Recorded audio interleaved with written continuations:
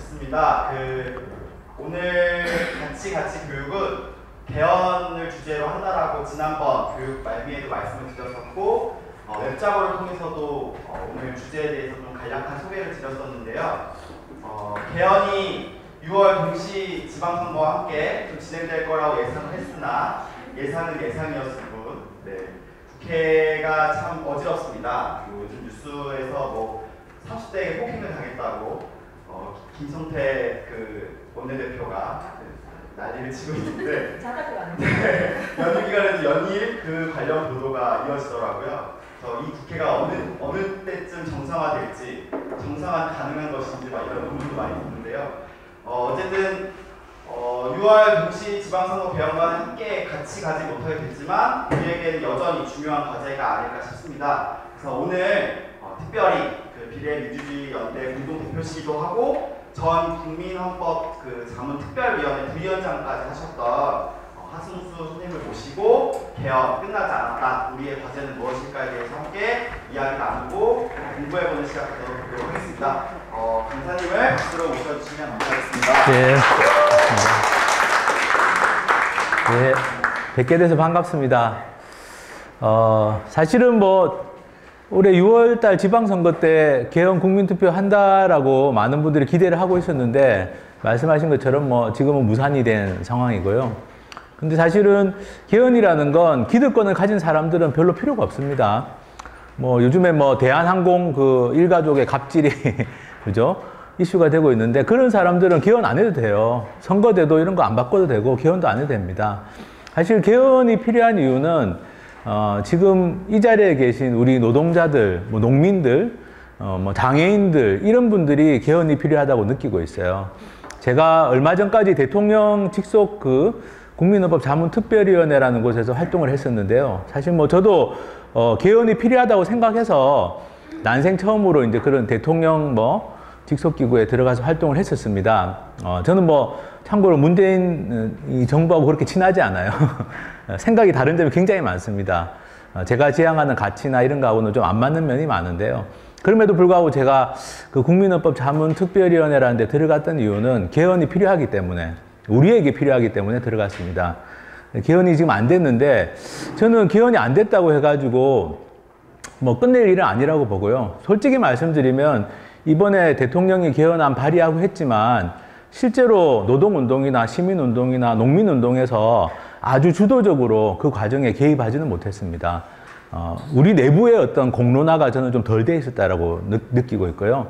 개헌이 얼마나 우리에게 필요한지에 대해서 많은 노동자들도 잘 모르고 있다. 시민들도 잘 모르고 있다. 그게 이제 우리 현실이라고 생각합니다. 그래서 오히려 지금 이렇게 대통령이 개헌안 발의했지만 국회에서 말도 안 되게 무산이 됐잖아요. 제대로 논의도 안 되고 이 시점에서 저는 오히려 다시 한번 우리가 왜 개헌이 필요한지를 우리의 입장에서, 노동자의 입장에서 한번 얘기를 해보는 게 오히려 지금 딱 필요한 시기라고 생각합니다. 그리고 사실은 개헌이라고 하면 되게 좀 이게 개헌을 왜 하느냐 이런 이야기들부터 많이 할 수 있는데요. 이따가 개헌이 필요한, 노동자들에게 필요한 이유 같은 경우는 말씀을 드릴 텐데 어쨌든 나라라는 걸 새롭게 만들려면 개헌이 필요합니다. 근데 사실은 2016년부터 일어났던 촛불이라는 건 나라를 새로 만들라는 요구였잖아요. 예를 들면 우리나라가 그러니까 1919년에 3.1운동이 있었습니다. 내년이 3.1운동 100주년이거든요. 3.1운동이 일어난 다음에 우리나라에서 독립을 바라는 사람들이 했던 첫 번째 일이 뭐였느냐, 대한민국 임시정부라는 걸 만들고 대한민국 임시헌장이라는 걸 만들었습니다. 일종의 임시헌법을 만든 거예요. 왜냐하면 나라를 새로 만들어야 되니까. 새로운 나라를 만든다는 건 결국 헌법을 만드는 것에서부터 시작할 수밖에 없어요. 어느 나라든지 간에 마찬가지입니다.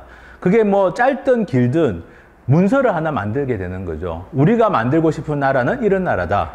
1919년에 3.1운동이 일어났는데 그로부터 한 달 좀 지난 다음에 대한민국 임시정부라는 게 구성이 될 때 뭐라고 했냐면 대한민국은 민주공화제로 한다. 이런 나라를 만들겠다라고 합의를 한 거죠. 사실 지금 현재 우리에게 필요한 거는 새로운 합의가 필요합니다. 대한민국이라는 나라를 어떤 나라로 만들 것인지, 그게 지금 우리에게 필요한 헌법이 필요한 이유라고 생각하는데요. 사실은 1987년에 6월 민주항쟁이 있었고 민주항쟁이 있으면 항상 헌법은 바뀝니다. 그래서 87년에도 바뀌었어요. 근데 그 당시에는 사실 노동자나 농민이나 이 거리에 나왔던 시민들은 개헌안을 만드는 과정에 참여하지 못했습니다. 이때 가장 큰 요구는 대통령 직선제였거든요. 그거 하나는 들어갔죠. 그렇지만 실제로 노동자들에게 필요한 내용, 농민들에게 필요한 내용, 뭐 서민들, 시민들에게 필요한 내용은 하나도 논의가 안 됐어요. 왜냐하면 개헌 과정에 참여를 못했기 때문에. 1987년에 100만 명이 모여가지고 시위를 해서 전두환 정권이 양보를 했죠. 그래서 이제 민주화가 시작이 된 건데, 근데 실제로 이 1987년 10월 달에 개헌 국민투표를 했습니다. 개헌 국민투표를 할 때는 그 개헌안은 8명이 만들었어요. 예, 여당 4명, 야당 4명. 총 8명이 자기들끼리 회의해가지고 만들었습니다. 그때 노동운동에 요구 있었죠. 노동자들이 요구하는 것들이 있었습니다. 근데 그때 노동자들이 그걸 개헌으로는 연결을 시키지 못했어요. 1987년에 7월달, 8월달에 노동자 대투쟁이라고, 그죠? 전국적으로 파업이 일어나고 노동자들의 권리를 요구하기 시작했습니다. 근데 그런 움직임하고 정치권에서 진행되는 개헌 논의는 전혀 무관하게 돌아갔죠. 그래서 사실은 87년에 헌법이 개정될 때 노동권과 관련된 내용들은 뭐 별로 이렇게 나아진 게 없는 그런 헌법이 되어버렸습니다. 사실은 재작년부터 일어났던 촛불도 마찬가지입니다. 촛불을 들었던 시민들이 바라는 대한민국의 모습이 있는데 그 모습을 담아내는 헌법이 만들어져야 되거든요. 근데 지금 국회에서 논의를 보면 전혀 거리가 멀죠. 대통령이 이번에 발의한 것은 그나마 약간은 촛불 민심을 담았다고 저는 봅니다. 그동안 국회에서 논의하던 것보다는 좀 나은 내용들이 많고, 이따가 제가 노동과 관련해서도 말씀을 드릴 텐데 좀 진전된 내용들이 있었어요. 근데 그 내용들은 하나도 논의가 안 되고 지금 또 묻혀버리고 있는 상황입니다. 근데 어쨌든 개헌이라는 건 더 이상 미룰 수는 없어요. 왜냐하면 31년 지금 돼가고 있습니다. 87년 개헌 이후에. 사실은 87년에는 비정규직이란 말 자체가 별로 안 쓰이던 말이죠. 그리고 이렇게 불평등이 심하다고 느끼지도 않았어요. 불평등은 존재했지만 지금보다는 오히려 불평등의 정도는 약했다고 할 수 있습니다. 87년에 고등학교 졸업하고 사회로 나오는 사람들이 집을 구입한다는 건 현실적인 꿈으로 가질 수 있었어요. 그 당시에는. 열심히 일해가지고 돈을 모으면 나도 집을 가질 수 있다. 근데 지금 청년들은 그게 안 되잖아요. 그것만 생각하더라도 불평등은 87년부터 훨씬 심해졌습니다. 그리고 비정규직이라는 단어가, 그죠? 우리 사회를 지배하게 됐어요. 뭐 갑질 이런 단어들이, 그죠? 갑을관계라는 게 그런 단어들이 우리 사회를 지배하게 됐습니다. 그래서 사실은 지금 31년이 돼가는 마당에 개헌을 미룰 수는 없는 거라고 생각하고, 특히 노동자들 입장에서 개헌은 꼭 필요합니다. 왜냐하면요, 반대하고 있잖아요.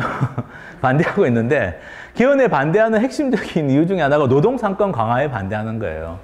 근데 이것 때문에 반대해서 뭐 사회주의 개헌 어쩌고 저쩌고 하는데, 뭐 이렇게 반대한다면 오히려 더 꼭 해야 될 이유가 있겠죠. 사실은 역사적으로 보면 꼭 해야 되는 이유가요. 약간 글자가 깨졌네요.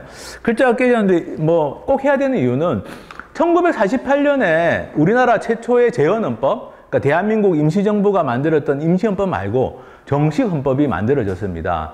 근데 이때 헌법에서 노동을 바라보는 입장은 지금보다 훨씬 나았어요. 지금보다 훨씬 노동 친화적인 헌법이었습니다. 1948년 헌법이. 그때는 어떻게 돼 있냐면은 근로자의 단결, 단체 교섭, 단체 행동권의 자유, 단체 행동의 자유는 법률의 범위 내에서 보장된다. 이렇게만 딱 돼 있었거든요. 무슨 공무원의 노동상권은 뭐 안 된다. 무슨 뭐 방위산업체 근로자의 노동상권은 제한된다. 이런 내용은 없었습니다. 그 내용은 나중에 박정희 정권 시절에 들어간 거예요. 사실은 우리나라에서 대한민국 헌법에서 노동과 관련된 조항은 계속 후퇴해 왔습니다. 1948년 재헌헌법에는 이익균점권이라는 내용도 있었어요. 지금으로 보면 아주 파격적인 내용입니다. 영리를 목적으로 하는 사기업에서 노동자는 법률이 정하는 바에 따라서 이익의 분배에 균점할 권리가 있다. 말이 좀 어렵습니다. 옛날 말이라서. 이익의 분배에 균점한다는 말은 뭐냐? 이익을 배당받을 권리가 있다 이 말이에요. 사기업의 노동자가 임금 말고 이익을 배당받을 권리가 있다는 내용이 헌법에 들어가 있었습니다. 전 세계 헌법을 찾아봐도 이런 이익균점권이라는 조항이 들어간 것은 굉장히 예외적인 거예요. 이 당시에 이게 들어가게 된 배경은 그 당시에 노동자 출신 이 국회의원이 강하게 주장을 했는데 별로 반대를 안 했다는 겁니다. 국회 안에서 세게. 그 정도로 1948년 재헌헌법에서는 노동자들의 권리가 보장되는 게 필요하다.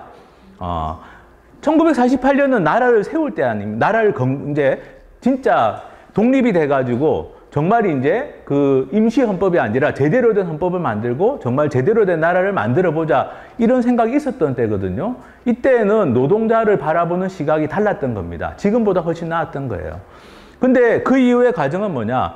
계속 노동이라는 단어를 노동자들의 권리를 오히려 제한하는 식으로 헌법 개정이 이루어졌습니다. 이익균정권이라는 이 조항은 중간에 삭제가 돼버리고, 그죠? 이 조항이 지금도 있었다는, 그죠? 노동자들은 임금 말고 이익 배당도 받을 수 있는 권리가 있는 거예요. 근데 이런 거는 다 삭제가 돼버리고, 중간에 공무원의 노동상권 제한한다, 이런 내용 들어오고, 방위산업체 노동자 뭐 제한한다 들어오고, 오히려 노동과 관련해서는 계속 후퇴하는 과정이었습니다. 사실 요번에 대통령이 발의한 거 가지고 뭐 사회주의 뭐 개헌이니 하는데 그건 말도 안 되는 이야기고요. 예를 들면 노동과 관련돼서 헌법이 좀 잘 돼 있는 나라 하나만 보여드리겠습니다. 우리보다 헌법에서 노동과 관련해서 잘 다루고 있는 나라들은 많은데 그중에 그냥 이탈리아 헌법 하나만 보여드리면, 이탈리아 헌법은 노동에 대해서 이렇게 돼 있습니다. 노동자는 자기 노동의 양과 질에 상응하며 어떤 경우에도 자기와 가족에게 자유롭고 품위 있는 생활이 보장될 수 있는 보수를 받을 권리가 있다. 최저 생계를 말하는 게 아니죠. 자유롭고 품위 있는 생활이 보장될 수 있는 보수를 받을 수 있다. 자기와 가족에게. 그죠? 이것만 되면 되는 거잖아요. 한국의 노동자들이 바라는 게 뭐 크게 내가 무슨 뭐 재벌처럼 뭐 살겠다는 게 아니지 않습니까? 우리가 나와 내 가족이 자유롭고 품위 있는 생활이 보장되는 보수를 받을 권리가 있다. 이 정도 보수를 받고 싶은 거잖아요. 나의 노동에 상응해서, 그죠? 이게 안 되니까 지금 문제인 거지 않습니까? 밑에 보시면 노동자는 매주 휴일과 유급 연차 휴가를 받을 수 있다. 이런 거는 우리나라는 뭐 근로기준법 같은 데 들어가 있지만 이탈리아는 헌법에 들어가 있습니다. 그리고 이 권리는 포기할 수 없다. 휴가를 받을 권리는 포기할 수 없다. 이런 게 헌법에 들어가 있어요. 그러니까 노동을 바라보는 시각이 다른 거죠. 그죠? 지금 우리 헌법하고 이 이탈리아 헌법을 비교해 보면 노동이나 노동자를 바라보는 시각 자체가 다른 겁니다. 뭐 노동 존중 헌법, 노동 친화 헌법 이런 말을 쓰는데 사실은 이런 내용이 들어가면 노동자들이 헌법을 읽으면 마음이 좀 안심이 될 거 아니에요. 그죠?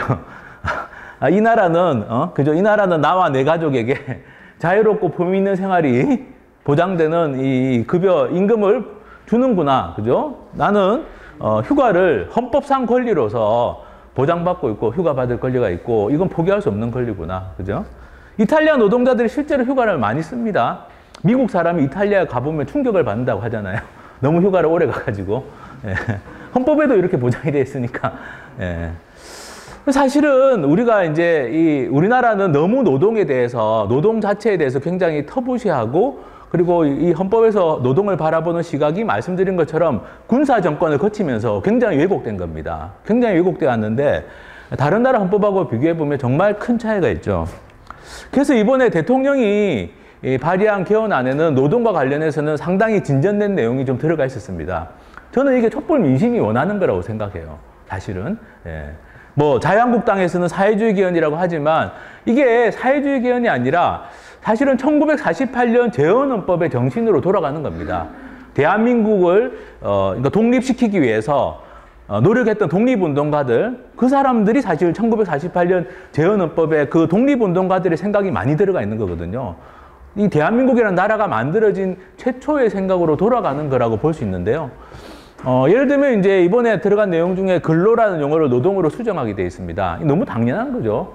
근로라는 말은 잘 안 쓰잖아요. 예. 사실 근로기준법이라는 말도 그 법도 고쳐야 되죠. 법학 중에 보면 법학이라는 게 여러 분야가 있습니다. 민법도 있고 형법도 있고. 근데 노동과 관련해서 노동법이에요. 예. 어느 나라든지 간에 노동법입니다. 법학의 분야가 노동법이라는 분야가 있어요. 근로법이라는 말은 쓰질 않습니다. 근로라는 용어를 노동으로 수정하는 거 너무 당연하죠. 동일 가치 노동에 동일 임금 보장해야 된다. 너무 당연한 이야기잖아요. 같은 일을 하면 같은 대우를 받는 게 당연한 거 아닙니까? 그죠? 근데 이걸 갖다가 헌법에 명시하는 거 가지고 뭐 시비를 건다는 게 말이 안 되는 거죠.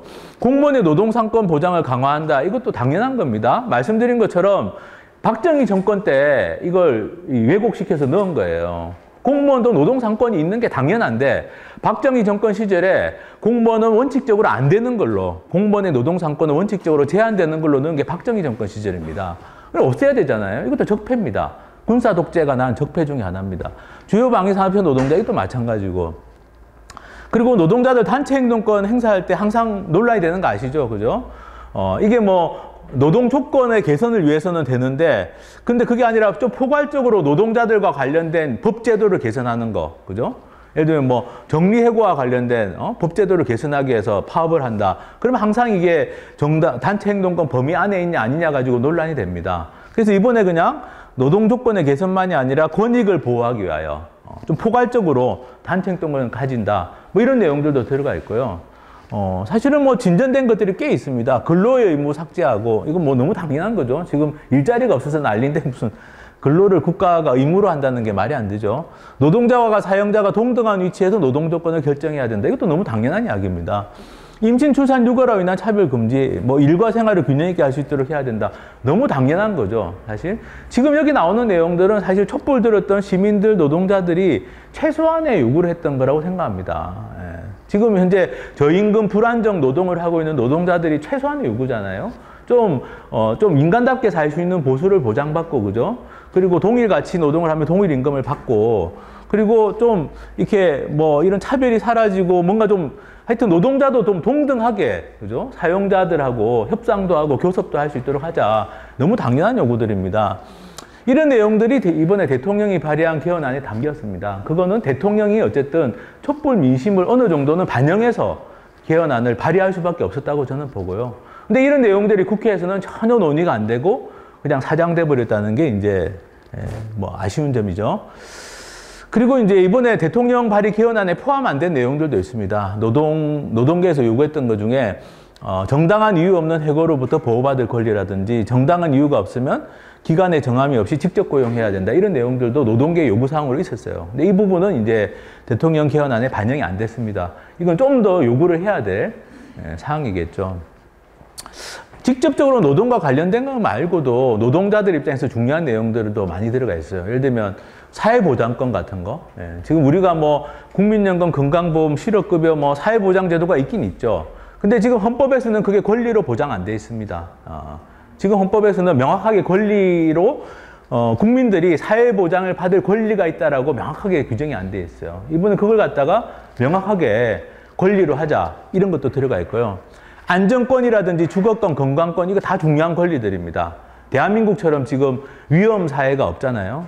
굉장히 뭐 규제 완화 하다 보니까 너무 많이 위험에 노출되어 있고 노동자들도 안전 문제가 아주 심각하지 않습니까? 그래서 안전권, 주거권, 그죠? 뭐 건강권, 뭐 주거와 의료는 뭐 지금은 뭐 주거와 의료 문제를 해결하지 않으면 이 불평등이라는 문제가 해결될 수 없죠. 주거가 불평등하고 건강도 불평등한 상황이잖아요. 이런 것들을 다 국민의 기본권으로 하자라는 게 들어가 있는 겁니다. 저는 뭐 이 정도 기본권 조항이면 아주 훌륭하다고 생각해요. 물론 노동과 관련해서는 좀 더 보완해야 되고 뭐 이탈리아 헌법 정도로 가면 저는 가장 좋지만 현재 단계에서는 뭐 노동 상권이 강화되고 이런 사회보장과 관련된 권리들만 헌법에 좀 명시가 되더라도 기본권과 관련해서는 상당한 진전이 있다라고 생각합니다. 근데 문제는 국회에서는 정치권에서는 이런 문제에 대해서는 별로 관심이 없어요. 정치권에서 주로 관심 있는 거는 가끔 언론 보도를 보시면 알겠지만 주로 자기들끼리 권력을 어떻게 나눠 먹을 거냐. 이게 주로 관심사입니다. 사실은 노동자들이나 시민들은 별 관심이 없어요. 그 문제에 대해서는. 그렇잖아요. 노동자들이나 시민들이 바라는 건 내 삶이 좀 나아졌으면 좋겠다는 거 아닙니까? 내 생활이 좀 나아졌으면 좋겠다. 그걸 바라는 거죠. 그러니까 주로 기본권 쪽에 많이 관심이 있습니다. 근데 정치하는 사람들은 주로 관심이 있는 건 기본권이 아니라 어떻게 권력을 나눌 것인가. 여기에 대해서 관심이 있고 거기에 대해서 자기들끼리 합의가 안 되는 상황입니다. 그래서 개헌이 지금 안 되고 있는 상황인데요. 어쨌든 지금 말씀드린 게 노동과 관련된 아주 중요한 또는 뭐 전체적으로 사회권, 사회보장과 관련된 중요한 내용들이라고 보면 됩니다. 그러면 이제 이 기본권 조항에 대해서는 사실은 큰 이견이 없어요. 시민사회 내에서는 큰 이견이 없습니다. 그러니까 뭐 반대하는 사람들은 있지만 그래도 학계나 시민사회, 노동운동 안에서는 이견이 없어요. 뭐 한국노총, 민주노총 사이에서도 별 이견이 없습니다. 지금 말씀드린 노동 3권 강화, 사회보장권 강화 여기에 대해서는 별 이견이 없어요. 그러니까 이거는 그냥 우리들이 우리 목소리를 내가지고 관철시키면 됩니다. 그런데 저는 이것만으로 좀 충분하지는 않다고 생각해요. 왜냐하면 아까 말씀드린 것처럼 정치권에서는 이런 기본권 강화에 별로 관심이 없거든요. 그리고 계속 자기들끼리 싸우고 있습니다.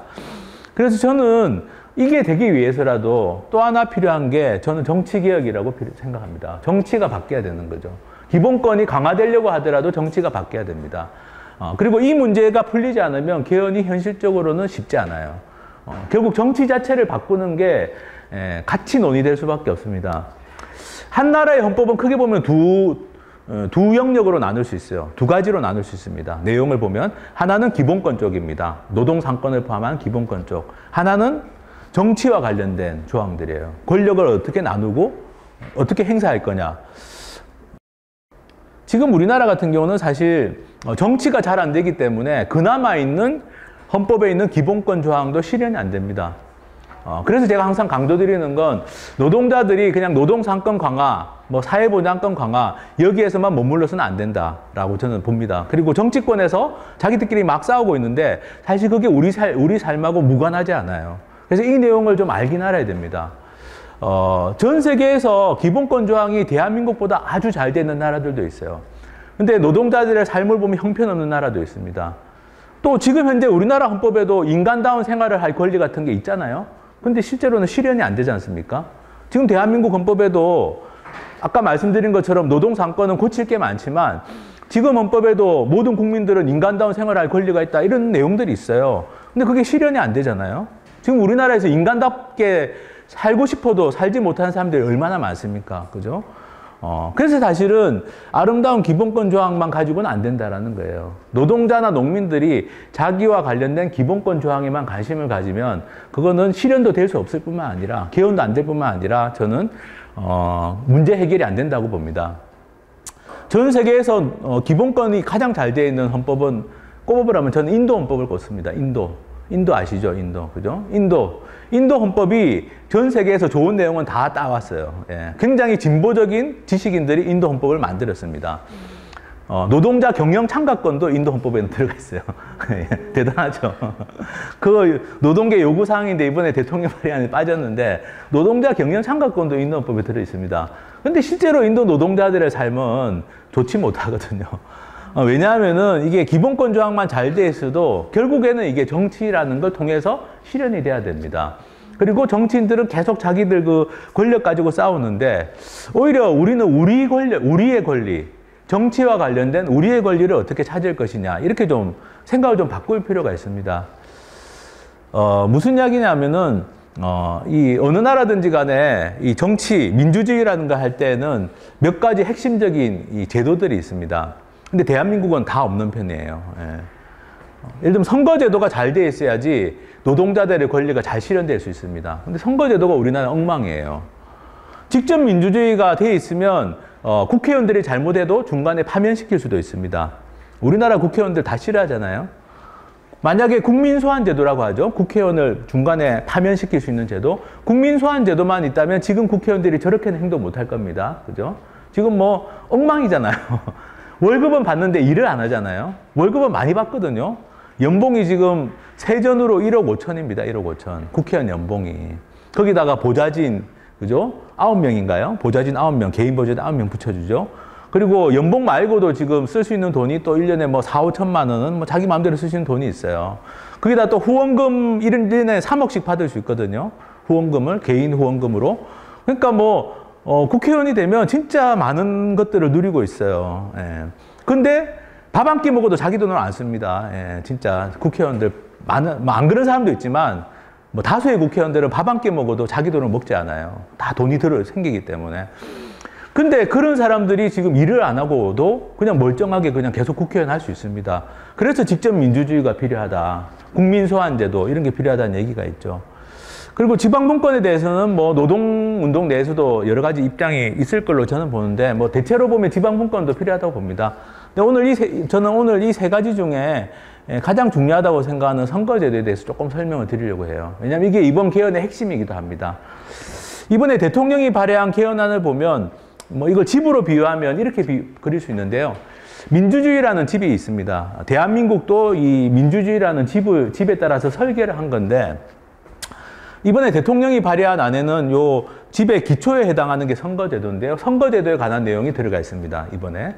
그리고 지방분권이나 직접민주주의도 내용이 들어가 있어요. 지붕에 해당하는 게 정부 형태인데 이게 대해서는 뭐 이번에 대통령 발의한 안을 가지고 말이 많습니다. 근데 저는 오늘 꼭 말씀드리고 싶은 건 노동자들 입장에서는 사실 지붕보다 훨씬 중요한 게 밑에 있는 기초에 해당하는 선거제도입니다. 어느 나라든지 간에 민주주의를 하면 선거를 하잖아요. 선거를 어떻게 하느냐에 따라서 노동자들의 삶이 달라집니다. 근데 이번에 대통령이 발의한 안에 선거제도와 관련해서 아주 중요한 내용이 들어가 있었습니다. 뭐냐면은 국회의원 선거제도는 비례성의 원칙에 따라서 해야 된다. 이게 지금 대통령이 발의한 개헌안에 한 줄 들어가 있습니다.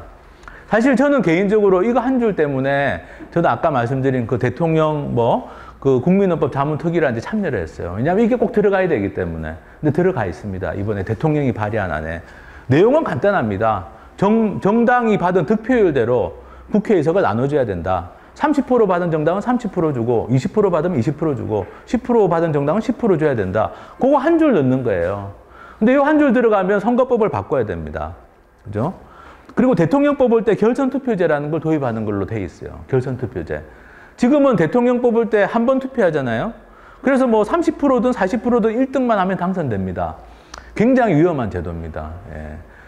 사실은 87년에 노태우 전 대통령이 당선된 게 바로 이 결선투표제가 없었기 때문에 된 거예요. 1987년에 6월 민주항쟁이 있었고 7, 8월에 노동자 대투쟁이 있었습니다. 근데 그해 12월에 누가 대통령이 됐냐? 노태우 씨가 대통령이 됐어요. 군사정권의 일원이었던 노태우 전 대통령이 된 거죠.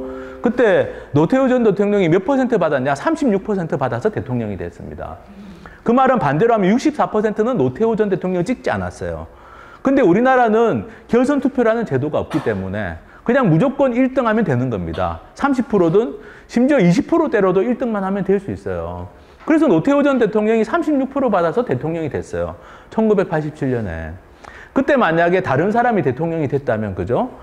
대한민국이 바뀌었을 겁니다, 또. 근데 군사정권의 일원이었던 사람이 대통령이 돼버렸어요. 6월 달에 100만 명이 시위를 하고 7, 8월에 노동자들이 그렇게 투쟁을 했는데 결과는 노태우 전 대통령이 돼버렸죠. 근데 그 이유가 뭐냐? 결선투표제라는 아주 간단한 제도가 없었기 때문입니다. 대통령 선거를 할 때 1차 투표를 하는데 1차 투표를 해서 과반수 얻은 사람이 있으면 그 사람이 되는 거예요.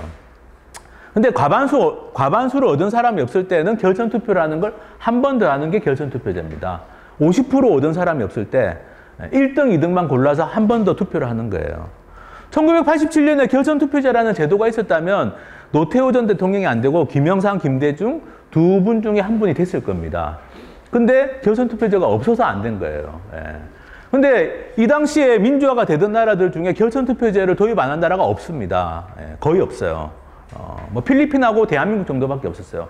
웬만한 나라들은 대통령을 뽑을 때 다 결선투표제를 하고 있거나 도입을 했어요. 근데 우리나라는 도입이 안 됐습니다. 왜 안 됐냐? 물어보면은 몰랐다는 거예요. 아는 사람이 없었다는 거예요.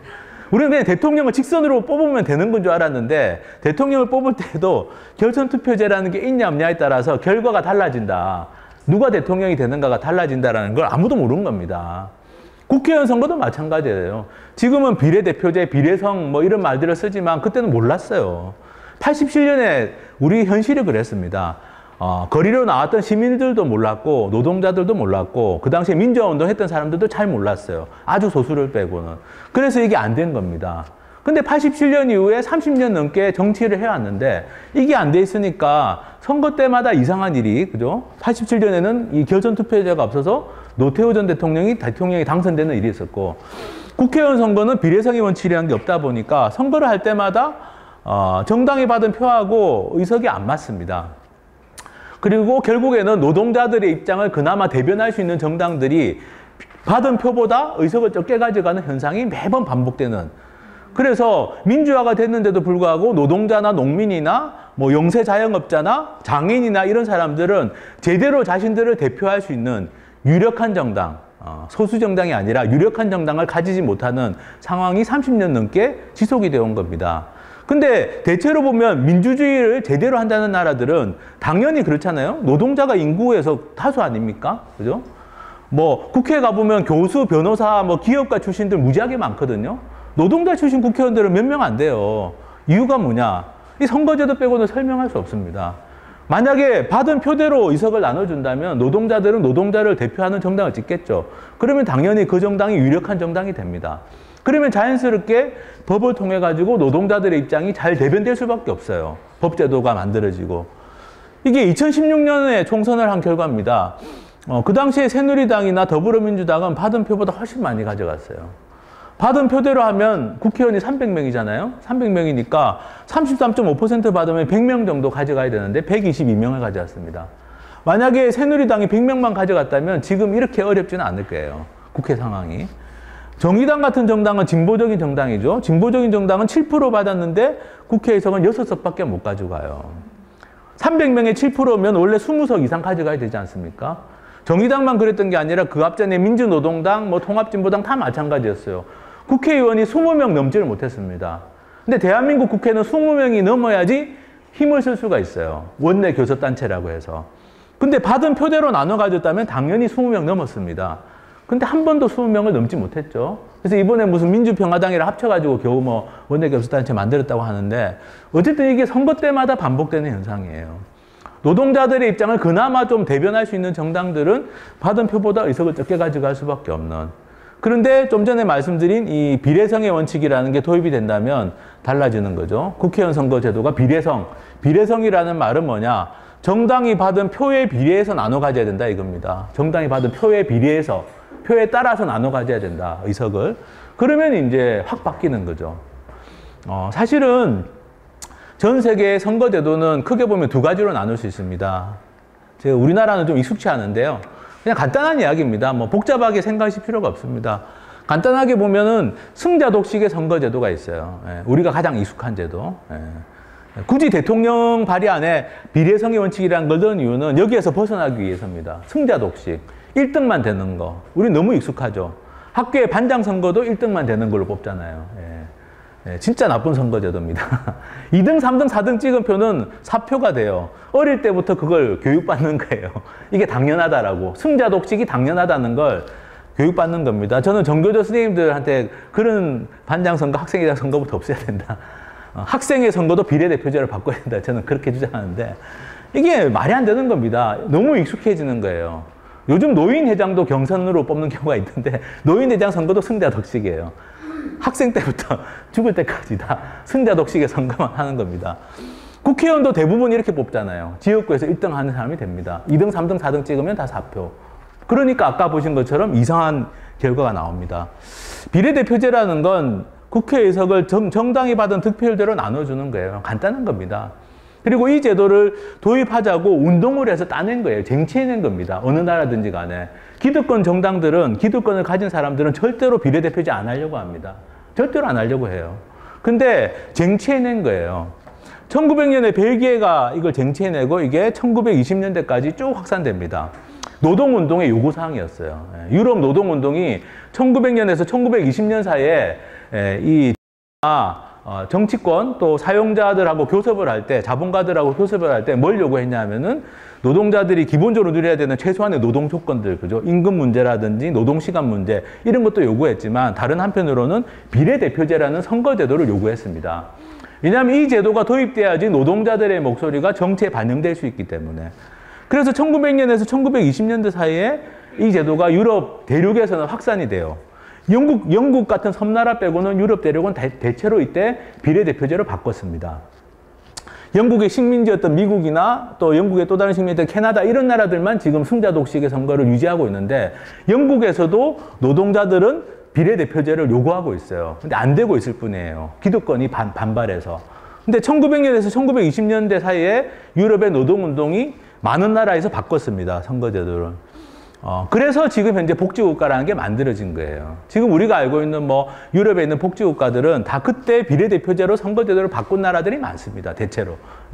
대체로 그래요. 여기 노르웨이, 스웨덴, 덴마크, 핀란드, 북유럽에 있는 나라들, 그죠? 네덜란드나 벨기에, 아까 말씀드렸죠. 독일도 바로 옆 밑에 있고요. 그러니까 노동자들의 삶의 질이 높고 그리고 뭔가 민주주의라는 게 제대로 되고 있는 나라들은 대체로 비례대표제를 그 당시에 택했던 나라들이 많습니다. 그리고 지금도 마찬가지인데요. 노동 조직률이 50% 넘는 나라, 노동조합 조직률이, 그죠? 50%가 넘는 나라들을 뽑아보면 이 나라들이 나와요. 여기 있는 나라들이. 이 나라들의 공통점은 뭐냐? 여러 가지 상황은 다 다릅니다. 근데 공통점은 모두 비례대표제로 선거를 한다라는 공통점이 있어요. 왜냐하면은 100년도 더 전에 이 나라들은 노동자를 대변하는 정당이 유력한 정당이 됐습니다. 국회의원 몇 석이 있는 게 아니라 1당, 2당, 3당 안에 들어갔어요. 100년 전에. 그리고 그 이후로 계속 법제도를 통해서 노동조합의 활동을 보장하고, 그죠? 노동상권을 보장하고, 그렇게 정책을 펴온 겁니다. 아무리 신자유주의가 난리를 쳐도 이 나라들은 기본적으로 노동자들의 권리를 보장하고 복지제도라는 걸 유지해야 된다는 것은 지켜왔어요. 약간은 훼손됐을지 모르지만 큰 틀은 바뀌지 않았습니다. 그리고 노동조합 조직률이 여전히 50%가 넘는 나라들이 많습니다. 50%가 안 되더라도, 그죠? 꽤 높은 노조 조직률 가진 나라들이 많죠. 독일도 그렇고, 우리나라에 비해서는 훨씬 높지 않습니까? 노동시간이 짧은 나라, 저임금 노동자 비율이 낮은 나라 다 비례대표제 국가들이에요. 대부분 다. 반면에 지금도 승자 독식의 선거를 유지하고 있는 미국이나 영국 이런 나라들은 굉장히 어렵습니다. 노동자들의 삶이 굉장히 더 나빠지고 있잖아요. 잘 알고 있습니다. 그죠? 우리가 굳이 안 가보더라도 영화나 책이나 여러 가지를 통해서 다 알고 있습니다. 영국의 노동자들 상황이 어떤지, 미국 노동자들 상황이 어떤지 점점 더 나빠지고 있어요. 근데 그에 비해서 이 유럽 대륙에 있는 나라들은 그래도 지금도 노동자들의 삶이 어느 정도는 유지가 되고 있습니다. 아무리 신자유주의가 광풍이 불었다고 해도 마찬가지입니다. 그리고 지금도, 그죠? 우리보다 적게 일하고 노동시간은 짧지만 실질 임금은 높은 나라들이잖아요. 예. 근데 그 비결이 뭐냐? 처음부터 그랬던 게 아닙니다. 이 비례대표제라는 선거제도가 노동자들의 목소리가 정치에 제대로 반영될 수 있도록 만든 거거든요. 그래서 사실은 이번에 헌법 개정에서 이 비례성의 원칙이라는 게 한 줄 들어가는 게 정말 중요합니다. 그렇게 되면 우리나라도 비례대표제로 선거제도를 바꿀 수 있잖아요. 그죠? 꼭 헌법을 개정 안 하더라도 비례대표제로 갈 수도 있어요. 그냥 헌법 개정 안 하고도 법만 바꿔도 갈 수 있습니다. 이 문제는. 그래서 이걸 푸는 게 지금 노동운동의 저는 아주 핵심적인 과제라고 생각하고요. 우리나라는 정말 비례성이라는 원칙으로 보면 정말 문제가 많습니다. 지방선거는 더 문제가 많아요. 2014년에 경상남도 지금 그 자유한국당 대표하는 홍준표 대표가 그 도지사 당선될 때 도의회 선거 결과입니다. 59% 받은 정당이 90% 이상을 가져가요. 예. 한 표의 가치가요, 똑같지 않습니다. 우리는 바보 같은 교육을 받아왔어요. 투표만 열심히 하면은 민주시민인 것처럼 교육을 받아왔어요. 근데 문제는 뭐냐? 내가 표를 찍어도 다 사표가 돼버리고, 그죠?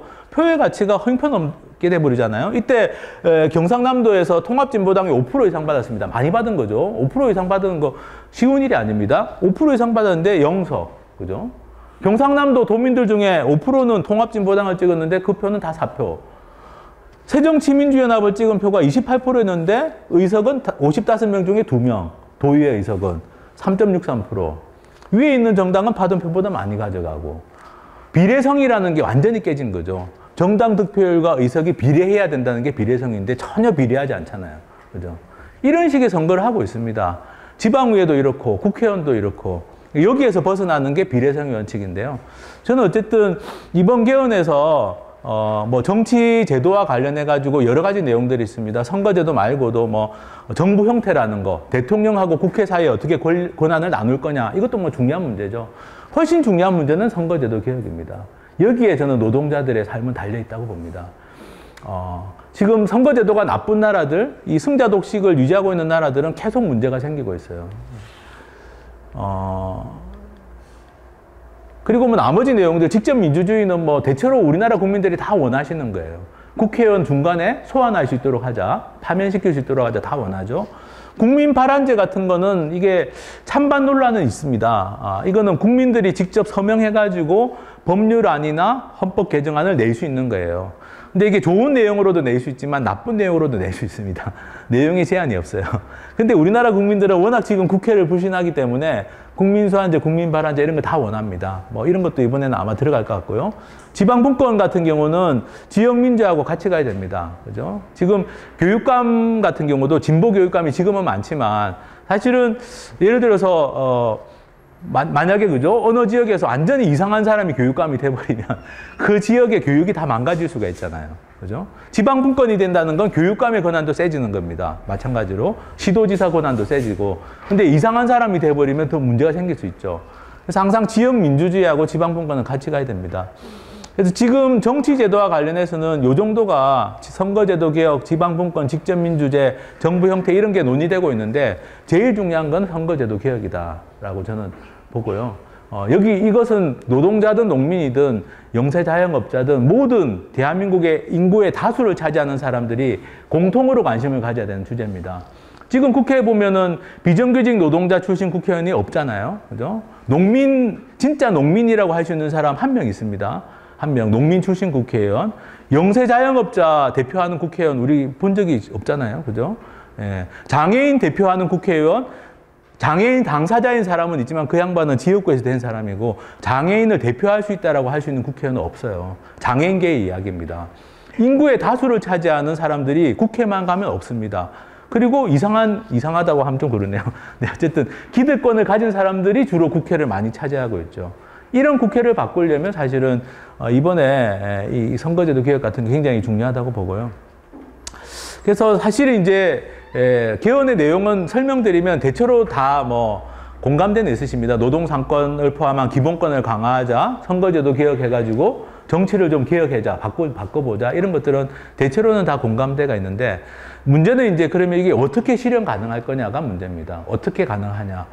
지금까지 개헌 논의를 2016년에 촛불 일어나고 작년부터 그죠? 2017년부터 1년 이상을 해왔는데 국회에서 논의해가지고는 답이 없어요. 지금 현재 상황. 해봤는데 답이 없습니다. 별로 개헌을 원하지 않는 것 같아요. 야당도 그렇고 여당도 저는 그렇다고 생각합니다. 대통령은 개헌을 하고 싶어 하긴 한 것 같아요. 근데 실제로 여당 국회의원들을 만나보면 여당 국회의원들도 진짜 개헌을 바라는지 잘 모르겠습니다. 국회 자체에서는 동력이 별로 없습니다. 현재로서 봤을 때는. 그래서 사실 이게 사실은 그동안 노동운동이나 시민운동에서도 이런 생각이 좀 있었거든요. 촛불 들었고 대통령 바뀌었고 이전보다는 좀 나아졌고 그러니까 개헌은 되면 좋은데 안 되면 어쩌겠어 이런 식의 생각들이 저는 솔직히 좀 있었다고 생각합니다. 그리고 당장 우리 조직의 요구사항들 있잖아요. 우리 조직의 요구사항들을 관철시키는 게 더 급하니까. 지난 9년 동안에 너무 문제가 많았으니까. 그러니까 일단 지금은 어느 정도는 좀 약간은 그래도 나라라는 게 어느 정도는 이전보다는 좀 약간은 이렇게 돌아가는 게 달라졌으니까 좀 나아졌으니까 이 정도면 됐고 이제 우리는 우리 요구사항들 좀 챙기고 이런 식의 생각들을 많이 했다고 생각하는데 저는 굉장히 위험한 생각이라고 생각합니다. 왜냐하면은 지금 대통령이 그나마 이 정도 생각은 있다는 건 확인이 됐죠. 노동을 바라보는 시각도 이 정도는 된다라는 게 확인이 됐는데 솔직히 말해서 다음번에 누가 대통령이 될지 모르지 않습니까? 다음번에 또 이상한 대통령이 안 된다는 보장도 없어요.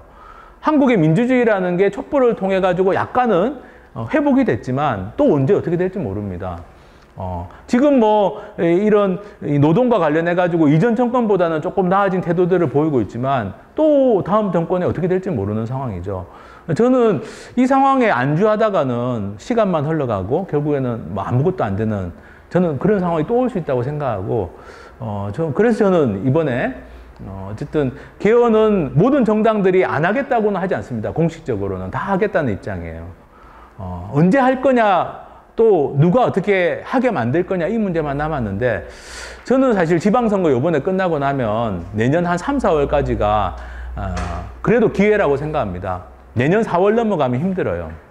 왜냐하면 국회의원 선거가 2020년에 있지 않습니까? 2020년에 국회의원 선거가 있는데 그 국회의원들 지역구, 선거구를 확정하는 게 내년 4월까지 하게 돼 있습니다. 1년 전까지. 내년 넘어가면요. 국회의원 선거구 이미 다 확정되고 그러면 국회의원들은 개헌할 이유가 없어요. 선거제도 바꿀 이유가 없습니다. 자기들은 그냥 지금 선거제도가 제일 좋거든요. 솔직히 말하면은. 그래서 사실은 남아있는 시간은 내년 3, 4월 정도밖에 남아있지 않아요. 만약에 내년 3, 4월까지 안 되면 한참 뒤로 갈 수밖에 없습니다. 그러면 노동상권 강화도 상당히 어려워지고 선거제도 개혁, 노동자들의 입장을 대변할 수 있는 정치 이런 것들 다 어려워지는 거죠. 그래서 저는 내년 3, 4월까지는 뭐 시민운동이든 노동운동이든 마지막으로 한 번 더 힘을 모아야 되지 않겠냐라는 좀 절박함을 가지고 있습니다. 이 넘어가면은 또 그 다음에 2020년에 국회의원 선거 끝나면 또 대통령 선거가 있어요. 우리나라는 대통령 누가 되느냐가 제일 큰 관심사잖아요. 그리고 대통령이 되고 싶어하는 사람은 지금 헌법을 바꾸고 싶어 하지 않습니다. 예, 그렇지 않습니까? 내가 대통령 돼서 내가 잘하면 되지 이렇게 생각하거든요. 바꾸고 싶어 하지 않아요. 그러면 또 이거는 한참 뒤로 밀려나는 거죠. 저는 우리가 촛불을 들었는데 개헌도 못하고 선거제도도 못 바꾸고 아무것도 못 바꾸고 시스템은 아무것도 못 바꾸고 그냥 대통령 한 사람 바꾼 걸로 끝난다면 이번 촛불이 너무 저는 나중에 생각하면 허망할 수가 있겠다라는 생각합니다. 너무 허망하고 결국에는 뭐 몇 년 지나다 보면 또 예전으로 돌아가는 그런 상황이 오지 않는다는 저는 보장이 없다고 보고 내년 한 3, 4월까지가 중요한 것 같은데 오늘 교육공무지본부의 핵심인 분들이 다 모이신다고 제가 들었어요.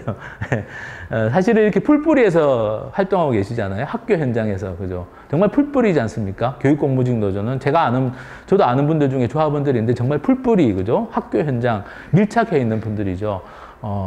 요런 오늘 말씀드린 노동권을 강화하고 이 정치개혁을 하는 헌법 개정의 문제에 대해서 좀 많이 좀 알려주시고, 같이 좀 힘을 모아봤으면 좋겠습니다. 제가 준비한 이야기는 여기까지 하겠습니다. 감사합니다. 네. 궁금하신 것들이 있으실 것 같아요. 네. 궁금하신 거 있으시면. 식사를 하셔야 되니까 질문 안 하실 가능성이 많은데. 네. 여야 논의하면서 상반기 중에는 어렵지만 하반기까지 하자 이런 얘기들이 보도가 되곤 했었는데 네네. 그런 것도 다 지금 그 다 그냥 말로만 하는 거고 실제로 의지는 없어 보입니다. 제가 보기에는. 그래서 저는 오히려 그들의 일정, 그러니까 정치권에서 이야기하는 일정에 우리가 따라가기보다는 좀 시민운동이나 노동운동이나 이런 전체적으로 이게 좀 사회를 바꾸려고 하는 쪽에서 우리 일정을 좀 가져야 되는데 우리 일정을 생각하면 뭐 정치권에서는 9월에 하자 10월에 하자 이야기하는데 저는 현실적으로 그럴 만한 그 동력이 없다고 봅니다. 없고 그 안에는. 그러면 우리가 우리 스스로 좀 힘을 모아가지고 이 국회를 압박해 나가야 되는데 정치권 압박해 나가야 되는데 그러려면 올해 하반기부터 해서 저는 뭐 현실적으로는 한 내년 2, 3월 정도까지를 목표로 좀 해야 되지 않겠나. 그리고 말씀드린 것처럼 내년 4월이 되면 국회의원 지역구가 다 확정되게 되는데 선거제도는 그 전에 바꿔야 됩니다. 바꿔야 되기 때문에. 그리고 선거제도가 또 바뀌어야지 개헌도 가능해요. 선거제도 안 바꾸고 막 개헌하는 것도 문제입니다. 저는 그게 반대하는 입장입니다. 선거제도를 바꾸면서 개헌을 해야지 안 그러면은 개헌이 진짜 뭐 몇 가지 미사여구 좋은 말만 적어놓고 실제로는 더 나빠지는 대한민국 정치가 더 나빠지는 일도 벌어질 수가 있기 때문에 그래서 현실적인 일정은 내년 한 3월 정도까지를 목표로 최대한 힘을 모아봐야 되지 않겠냐 생각합니다. 아마 9월 개헌은 뭐 어려운 것 같습니다. 지금 현재 상황에서는. 네. 또 질문하시면 시간이 아직 좀 있습니다. 네. 네. 그 연동형 비례대표제를 네. 도입을 한다 했을 때 네. 당에서 내는 후보는 당에서 결정하나요? 그렇죠. 당에서 결정하는데 이번에 같이 논의하고 있는 건 공천을 좀 민주화하자. 그러니까 지금은 정당이 공천할 때 그 원칙이 없습니다. 웃기는 게 정당이 국고보조금도 받거든요. 우리 세금으로 돈을 받고 있어요. 1년에 몇백억씩. 그런데 그 정당에서 공천을 이상하게 해도 아무런 제재를 가할 수가 없게 돼 있어요. 그래서 이번에 같이 논의하고 있는 건 지금 우리나라에서 이제 비례대표제 중에 독일식 비례대표제를 우리는 많이 이야기하고 있는데 독일은 정당이 공천을 할 때 반드시 당원들의 비밀투표를 거쳐야 됩니다. 그게 의무사항이에요. 당원들의 비밀투표로 후보를 정하지 않으면 선관위에서 후보 등록을 안 받아줍니다. 그리고 나중에 당선이 돼도 다 당선 무효가 돼요. 그 정도로 강하게 통제합니다. 독일은 그렇게 하는 이유가 정당이 우리 국민들이 내는 세금으로 돈도 지원받고 있고 어쨌든 정당에서 후보를 잘못 공천하면 전 국민이 피해자가 되잖아요. 지금 우리 보면은 이상한 사람들 국회의원 돼 있지 않습니까? 솔직히 말해서. 예. 상식에 어긋나는 사람들이 국회의원 돼 있잖아요. 그런 사람들 때문에 우리가 스트레스를 받잖아요. 막말하고 막 이상한 이야기하고 그죠? 그래서 사실은 정당이 후보를 공천하는 것은 굉장히 공적인 일이고 그걸 그 정당에게만 맡겨놔서는 안 된다. 그래서 독일에서는 당원들의 비밀투표로 선출돼야만 후보로 등록을 할 수가 있습니다. 지역구든 비례대표든. 우리나라도 저는 그렇게 해야 된다고 생각하고 이번에 선거제도 개혁하면서 그것도 같이 논의하고 있습니다. 결국에는 그 방향으로 갈 수밖에 없을 거고요. 아마 말씀하신 거는 이제 비례대표제가 됐을 때 공천을 엉터리로 하면 어떡하느냐 그런 우려 때문에 아마 질문하신 것 같은데 그거 같이 논의하고 있습니다. 여기는 뭐 선거제도 비례성에 대한 원칙은 저도 이제 동의하는 바이고요. 여기에 선거를 할 때 선거 방식에 대해서는 얼마나인가요? 이게 우리가 보면 시스템적으로 지금 투표를 하지 않습니까? 네, 예. 네. 하지만 그 사전에 이렇게 우려되는 부분 자체가 그러니까 다른 나라에는 보면 직접 선거를 해서 그걸 그 자리에서 개표를 다 하고 네네네. 수합을 하는데 그 부분에서 우리가 이만큼 또 그 선거 제도 속에 이런 방식조차도 같이 포함되어 있는지. 예. 사실 그거는 그렇게 막 핵심적인 이슈는 아닌데요. 외국 같은 경우는 투표하고 개표하는 거 너무나 당연하고, 그리고 대체로 다 수개표를 많이 합니다. 예. 손으로 많이 하고, 말씀하신 것처럼 또 현장에서 바로 개표할 수도 있고, 그러니까 투표 개표라는 행위는 그냥 공정하기 위함만 하면 되죠. 예. 부정만 없으면 되니까. 그게 큰 이슈는 아닌데, 우리나라는 이제 워낙 그 이상한 일들을 겪다 보니까 그게 중요하게 얘기되는데, 그것도 사실은, 그건 국회에서 마음만 먹으면 되는 거예요. 공정한 선거를 원하는 정당들이 국회에서 유력한 정당이 돼서 그냥 마음 먹고 바꾸면 바꿀 수 있습니다. 그래서 그 부분도 저는 중요한 문제라고 생각하는데, 어쨌든, 그건 헌법에서까지는 다루지 않더라도, 그건 선거법을 바꿔가지고 얼마든지 해결할 수 있고, 저는 당연히 그 방향으로 갈 거라고 봅니다. 이렇게 되면은. 네. 지금 말씀하신 것 중에 어쨌든 정치권에서는 개헌에 대한 의지가 없다. 네네. 기한은 어쨌든 내년 3월까지는 네. 투표 제도라도 개헌이 되어야 되는데 안 되는 상황인데, 그러면 관련된 개헌 관련한 그 시민단체나 네네. 아니면 저희도 노동조합이지만 네네네. 내년에 어떤 움직임이 있나요? 지금 민주노총이랑 그러니까 한국노총 양대 노총이 다 참여를 하고 있습니다. 개헌과 관련해서는 국민개헌넷이라고 있습니다. 국민주도 헌법개정 네트워크라고 국민개헌넷이라는 연대기구가 만들어서 활동을 하고 있는데, 그리고 또 선거제도 개혁 쪽은 정치개혁 공동행동이라고 전국적으로 다 단체들이 참여하고 있고, 민주노총은 지역본부도 참여하기도 하고 그러고 있는데, 문제는 이게 그 단체의 소위 말하는 좀 대표자 임원들이나 활동가들 선에서만 지금 내용이 공유가 되고 있어요. 지금 한계가. 그래서 이게 확산이 많이 안 되고 있습니다. 근데 그동안 이제 국민개헌넷, 정치개혁 공동행동 이런 연대기구를 만들어서 국회를 설득을 하고, 정부를 압박을 하고, 이런 노력들을 해서 어쨌든 대통령 발의 개헌안도 이렇게 나오고, 국회에서도 어느 정도까지는 논의가 됐는데, 그렇게만 해가지고는 이게 결정적인 힘을 발휘할 수 없다라는 것도 이번에 좀 확인이 됐습니다. 결국 국회의원들은 쉽게 움직이지 않습니다. 강한 압력이 들어가야 되는데, 그러려면 사실은 이런 대중조직에서 조합원들이 알고, 어차피 지금 민주노총이나 한국노총이 다 참여를 하고 계시고, 주요 지역본부나 이렇게 참여를 하고 계시기 때문에, 제가 이제 요즘 노동운동 하는 분들께 좀 부탁드리는 거는 산별이든 현장 조합원들까지 이렇게 좀 이 내용들이 공유가 돼서 기본권, 노동상권을 강화하는 헌법, 그리고 정치개혁을 하는 헌법 개정, 개헌, 이런 것들이 좀 많이 확산이 되고, 그래서 이게 대중적인 힘으로 좀 올라오지 않으면 쉽지 않은 상황이라는 게 이번에 좀 확인이 됐고요. 어쨌든 지금 다 같이 참여는 하고 계십니다. 네. 또 다른 질문? 네. 개헌 됐으면 좋으시겠죠? 네. 아니, 저는 좀 됐으면 좋겠어요. 왜냐하면, 진짜 말씀드린 것처럼, 우리 이게 좋은 헌법을 만들고, 좋은 정치제도, 선거제도 만드는 게 두고 이거는 남는 겁니다. 우리 후세까지 혜택을 받는 거예요. 아까 말씀드린 것처럼 유럽에서는 1900년대, 100년 전에 좋은 선거제도 만들고 좋은 시스템을 만들어서 지금 후세들이 혜택을 받고 있는 거고, 당연히 그때 그 사람들도 혜택을 받았지만, 이것만큼 저는 오래 가는 건 없다고 생각합니다. 그 영향이. 여기 계시는 분도 죽을 때까지 한번 잘 바꿔놓으면 죽을 때까지 그 영향을 받고 혜택을 받고 살 수가 있는 거라서, 저는 좀 요번에 좀 꼭 됐으면 좋겠습니다. 어쨌든 얘기를 잘 들으셔서 감사합니다. 질문이 없는 것 같아서 마치겠습니다. 고맙습니다.